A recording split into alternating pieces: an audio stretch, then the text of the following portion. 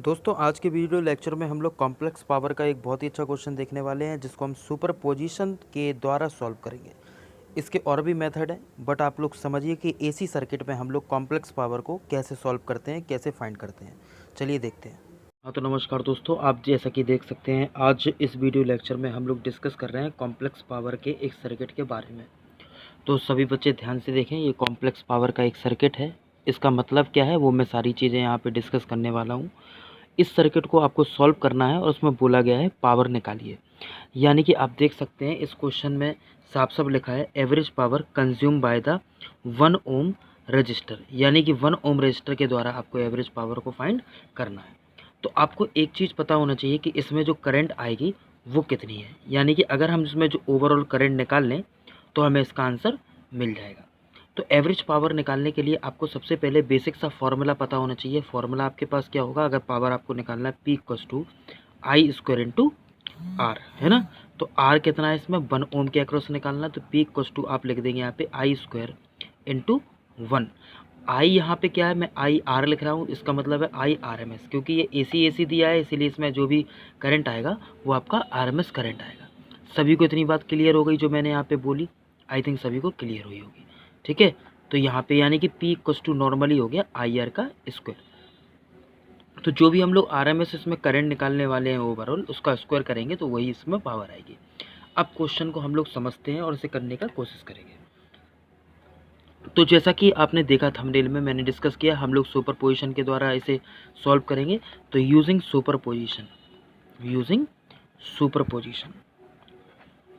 तो आपको पता है सुपरपोजिशन थ्योरम कब लगती है? सुपरपोजिशन थ्योरम तब लगती है जब किसी सर्किट में दो या दो से अधिक वोल्टेज या करंट सोर्स हो। अगर इस क्वेश्चन में आप देखें तो यहाँ पे आपको दो वोल्टेज सोर्स दिए गए हैं। तो हम लोग क्या करेंगे, आप देख सकते हैं एक दिया 10√2 sin 1000t, एक दिया 100√2 cos 3000t। तो एक बार इसके कारण करंट निकालेंगे, फिर एक बार इसके कारण करंट निकालेंगे, दोनों को ऐड कर देंगे और उससे हम लोग करंट फाइंड कर लेंगे और उसका स्क्वायर करके पावर निकालेंगे। ये तो मैंने मेथड बताया।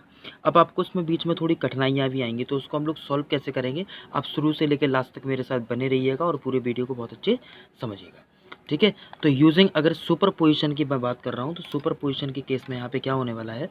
ठीक है, तो केस फर्स्ट मैं यहाँ पे बात करूँगा केस फर्स्ट के बारे में।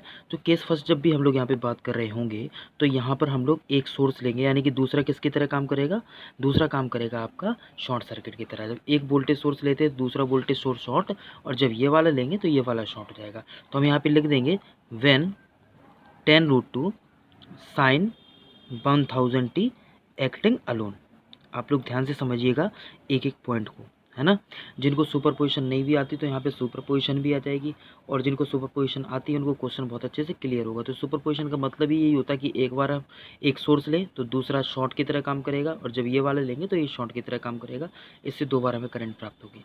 तो इसकी वैल्यू आपको देखेंगे क्या दिया जाता है, 10√, जैसे मैंने बोला when 10√2 sin 1000t acting alone. इसका मतलब क्या हो गया, हम लोगों ने सिर्फ इसीलिए 10√2 sin 1000t, है ना, ये अकेला आपका यहाँ पे आ गया, और ये शॉर्ट सर्किट हो गया बाद में दूसरा वाला, और यहाँ पर आ गया आपका 1000, ये है 1 ओम। अब आप अगर इंडक्टर देखें, देखिए यहाँ पे 1000t दिया है, तो inductor XL equals to normally होता है हमारे पास ओमेगा एल, है ना। तो ओमेगा यानी कि साइन ओमेगा टी, तो ओमेगा की वैल्यू कितनी है 1000, एल कितना दिया आपको 1 मिली यानी कि 10⁻³ ऐसा आप बोल सकते हैं। दैट मीन्स इसका मतलब यहाँ पे हो गया आपके पास, इसकी वैल्यू आपके पास हो गई 1। ठीक है, एक्सएल की वैल्यू कितनी आ गई आपकी, देखेंगे 10⁻³ ये 1000 है, तो एक्सएल की वैल्यू यहाँ पे आ गई 1।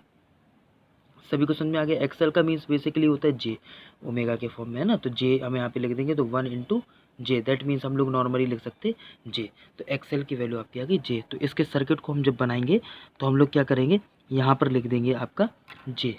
क्या आ जाएगा आपका यहाँ पे आ जाएगा आपका जे। तो इस ओवरऑल ये फंक्शन की वैल्यू हो गई 1 + जे, ऐसा हम लोग बोल सकते हैं। चूँकि हमें इसमें करंट निकालना है, इसमें मैं पहले I1 नाम दे दूंगा, फिर I2 हम लोग निकाल लेंगे ना, बहुत आसान तरीके से। तो I1 इक्वल्स टू आपका कितना हो गया, ये आपका हो गया 10√2 sin 1000t। आप सर्किट देख सकते हैं नॉर्मली, अपॉन, है ना। तो अपॉन क्या आएगा 1 + जे। सभी को क्लियर हुआ इतना।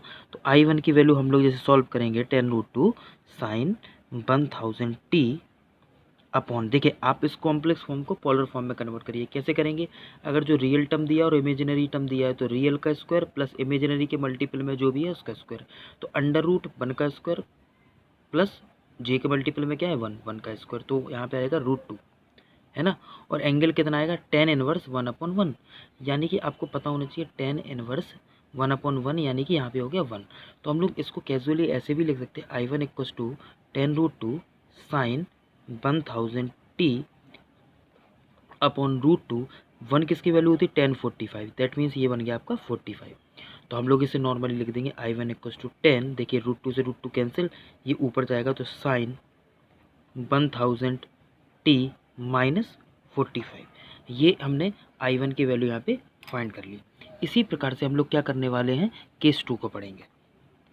तो आपको केस 2 आप देखेंगे, केस 2 हम लोग किस प्रकार से देखने वाले हैं। केस 2 भी बिल्कुल बहुत आसान है, ऐसे हम लोग बनाएंगे। तो इसमें क्या करेंगे, when 100√2 cos 3000t is acting alone, तो यहाँ पे लिखेंगे हम लोग when 100√2 cos 3000t is acting alone, तो जब ये अकेला काम करे, तो जब ये अकेला काम कर रहा होगा तो क्या होगा, आपको पता है ये ऊपर वाला शॉर्ट हो जाएगा, ठीक है। तो इसका मैं सर्किट बना देता हूँ। अब देखेंगे यहाँ पर ये दिया गया है, ठीक है, और इसकी वैल्यू आपकी हो गई है नॉर्मली कितनी, 100√2 cos 3000t, है ना। और आपका ये रजिस्टर दिया है, दिस इज ऑफ 1 ओम। अब देखिए इंडक्टर जो यहाँ पे लगा हुआ है, इंडक्टर की वैल्यू क्या होगी वो हम इसी के द्वारा निकाल सकते हैं। तो XL = आपको पता है j⍵L होता है, यहाँ पर j, अच्छा ओमेगा की वैल्यू कितनी है 3000 है, ठीक है।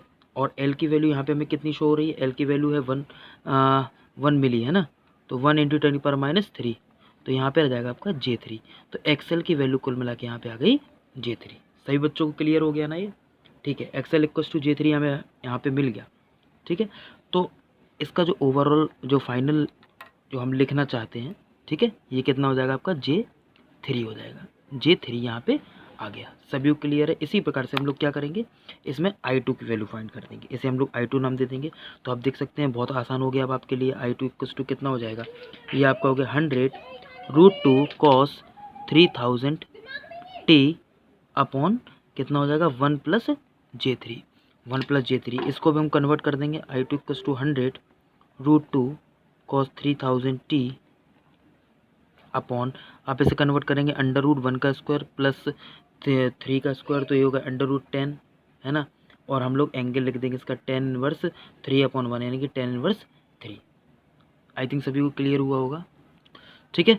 तो हम लोग इसे अब सॉल्व करते हैं। तो I2 = देखेंगे, I2 = ये √10 ये दिया, ये 100√2, तो इसे हम लोग नॉर्मली ऐसे लिख सकते हैं √10 × √10 √2, बस नॉर्मली हम लोग सॉल्व करने के लिए ऐसा कर रहेंगे, ठीक है। कॉस ये हो गया आपका 3000t और ये माइनस हो जाएगा आपका tan इनवर्स 3, ठीक है ना।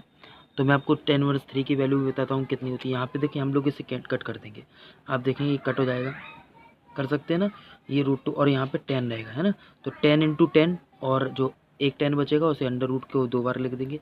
तो यहाँ पर इस प्रकार से ये आपका बन गया। तो I2 = आपको कितना मिल गया, I2 = मिल गया tan √10 और ये √2 cos, ठीक है, 3000t अब माइनस इसकी वैल्यू होती है 54.16, ठीक है। ये आपको याद होना चाहिए ये वैल्यू, ठीक है। खैर हमें उसकी नीड नहीं रहेगी। I2 = इतना हो गया, ठीक है, ये ऐसा करके हमारा आ गया। तो ओवरऑल अगर हम इसमें निकालें वैल्यू तो कितनी होगी, करंट हम लोग निकालते हैं ओवरऑल, है ना, ओवरऑल करंट। तो यहाँ पे I = हम लोग लिख देते हैं I1 + I2, I = I1 + I2। तो आप लोग देखेंगे I = ये हो गया आपका 10 sin 1000t। कंसेप्ट को बहुत अच्छे से आप लोग समझिए, ठीक है। tan √10 और फिर आपने √2 फिर cos 3000t माइनस 54.16। अब हमें इसमें ओवरऑल करंट निकालनी थी, है ना। तो हमें जो भी इसमें AC है, तो AC का मतलब क्या हो गया, AC देखिए आपको इसमें AC के फॉर्म में दी गई थी, ये आप देख सकते हैं इस तरीके से, है ना। तो इसमें IRMS यानी कि IAC क्या होगी आपकी IRMS होगी। तो हम लोग यही निकालेंगे। और ये कैसे निकालते हैं, अंडर रूट। अब ये जो आपको दिया गया है, आप अगर ध्यान से देखें, ये आपको एम्पलीट्यूड दिया 10 और ये दिया आपको 10 √10 और √2, है ना। तो ये फॉर्मूला क्या होता है, 10/√2 का स्क्वायर हो जाएगा, हम लोग RMS वैल्यू निकाल रहे हैं और ये होगा 10√10√2, इसीलिए मैंने पॉइंट में नहीं निकाला ताकि हम लोग कैंसिल आउट इसे कर पाएँ। ठीक है, तो इसे हम लोग सॉल्व कर देंगे इजी तरीके से। देखिए अब 10/√2 है, तो 10/√2 अगर आप देखें तो ये हो गया 100/2, 100/2 दैट मीन्स 50। तो देखिए बहुत आसान तरीके से मैंने यहाँ पे लिख दिया, ये 10 का स्क्वायर 100, ये 2 हो जाएगा 50 हो गया। अब इसे देखें, इससे कैंसिल आउट होगा। आप इसका स्क्वायर करेंगे तो 100 का करेंगे तो आएगा 10 का करेंगे स्क्वायर तो 100 और अंडर रूट 10 का 10, यानी कि ये आ गया आपका 1000। तो आपको कितना मिला यहाँ पे अंडर रूट 1050। सही क्लियर, अंडर रूट 1050। अब आपको पता है आपको यहाँ पे फाइंड करना है पावर। क्या फाइंड करना है आपको? फाइंड करना है पावर। और जो पावर हम लोग निकाल रहे हैं वो आपको पता है IRMS का स्क्वायर इंटू 1, यही थी आपकी। रजिस्टर क्या करो, सभी बच्चों को अच्छे से क्लियर है? तो देखिए अंडर रूट 1050 का आपने स्क्वायर किया तो आपका आ गया 1050 और ये वाट। This is answer. तो हमने देखा, तो which of the following is correct in the above option? Option B correct. तो हमने देखिए कितनी आसान तरीके से इस क्वेश्चन को सॉल्व किया है, बस देखने में थोड़ा डाउटफुल था, है ना। जिन बच्चों को नहीं आता था वो पॉज करके एक बार कोशिश कर सकते थे करने की, और आपको तो फिर आ ही गया जो मैंने यहाँ पे कंसेप्ट बताया। तो हम लोगों ने सुपर पोजिशन अप्लाई किया, बाद में यहाँ पे इसका ओवरऑल करंट यहाँ पे निकाल दिया, और ओवरऑल करंट निकालने के पश्चात हम लोगों ने पावर की वैल्यू फाइंड कर ली। ठीक है ना। तो इस क्वेश्चन में आपसे सिर्फ करंट भी पूछ सकते थे कि इसमें करंट बताइए। चूँकि मैंने इसको कॉम्प्लेक्स पावर नाम इसलिए दिया है क्योंकि हम लोग कॉम्प्लेक्स सर्किट है, कॉम्प्लेक्स मतलब जिसमें आपका रियल इमेजिनरी पार्ट आ जाए, यानी कि कॉम्प्लेक्स पार्ट इसमें आ जाए, है ना। इसीलिए हम लोग इस तरीके से क्वेश्चन को डील करेंगे, जो कंसेप्ट होता है उसी को हमने इसमें फॉलो कर दिया। आई थिंक सभी को बहुत अच्छे समझ में आ गया होगा। If you like this, subscribe the channel and share the video. नमस्कार, शुक्रिया, आदाब, जय हिंद।